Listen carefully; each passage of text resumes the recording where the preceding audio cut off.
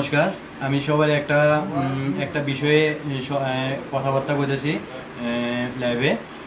একটু আগে কোভিড-19 একটা পেশেন্ট ধরা পড়ছে। এটা ত্রিপুরার মধ্যে, ত্রিপুরা উদয়পুর গোকুলপুরে।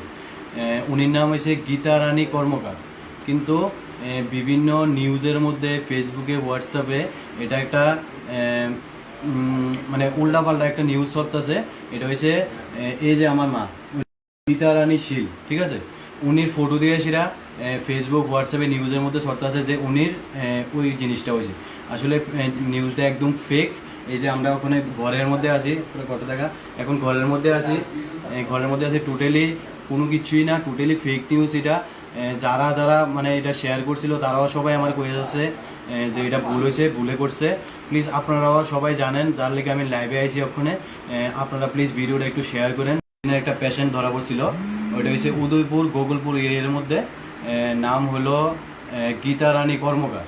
কিন্তু বিভিন্ন নিউজের মধ্যে, হোয়াটসঅ্যাপে স্ট্যাটাস, ফেসবুকের মধ্যে, সবগুলোর মধ্যে একটা ফেক ফটো, যেমন আমার মা গীতা রানী শীল তাইনের ফটো দেওয়া হইতেছে সবখানের মধ্যে, হোয়াটসঅ্যাপে, ফেসবুকে, নিউজের মধ্যে। প্লিজ আপনারা এটা কনফার্ম করেন। এই যে আমার মা, উনি এখন পুরা সুস্থ আছে। আমরা টোটালি বাড়িতে আছি, এটা